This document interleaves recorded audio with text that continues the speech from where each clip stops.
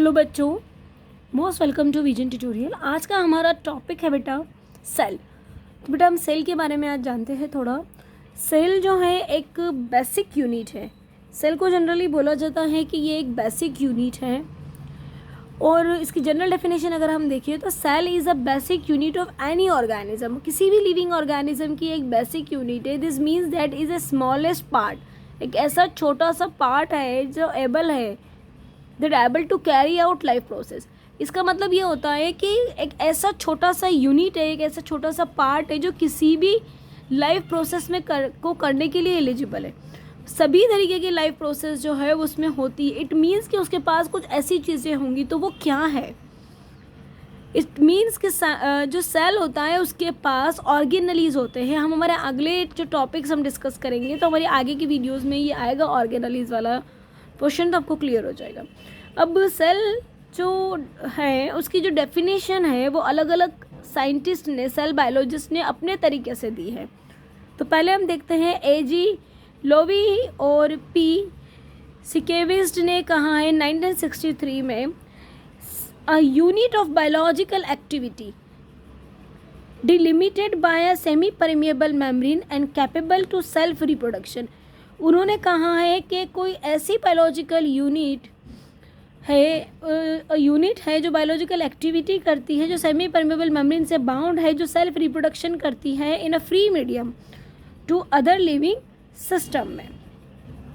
अब Wilson and Morrison ने कहा है 1966 में, an integrated and continuously changing system, एक ऐसा इंटीग्रेटेड सिस्टम है और उसमें हमेशा चेंजेस होते रहते हैं। तो बहुत सीधी सी बात है, सेल अकेला नहीं होता, उसके पास बहुत सारे मेम्ब्रेन बाउंड ऑर्गेनलीज होते हैं। मैंने कहा था उसके पास ऐसा क्या होता है जो वो सभी तरीके की लाइफ प्रोसेस करता है, फंक्शन करता है। तो उसके पास ऑर्गेनलीज होते हैं बेटा।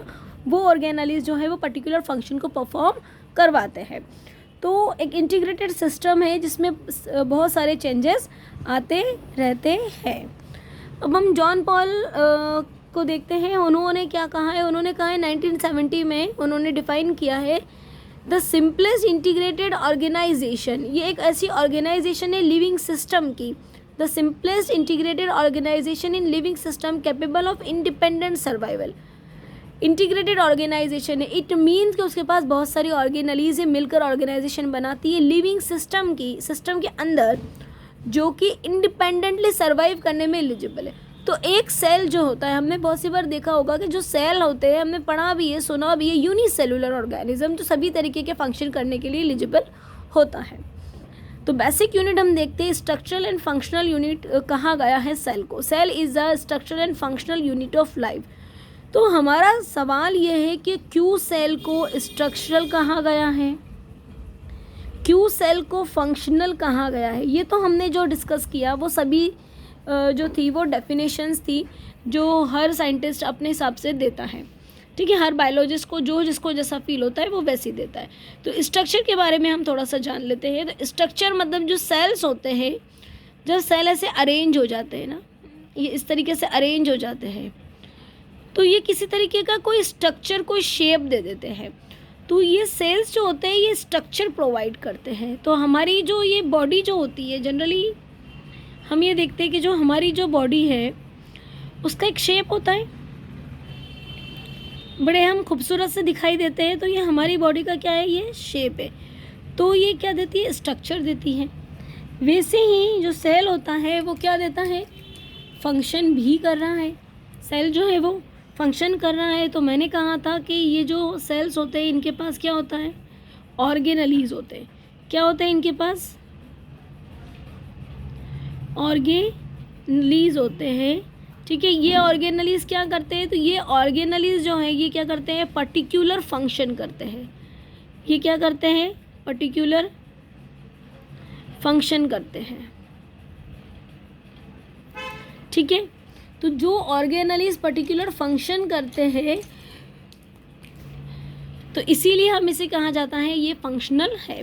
अब उन ऑर्गेनलीज के हम कुछ नाम देख लेते हैं, जैसे कि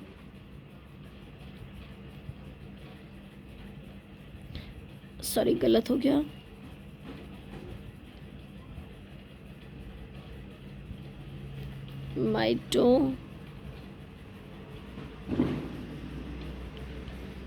माइटोकॉन्ड्रिया,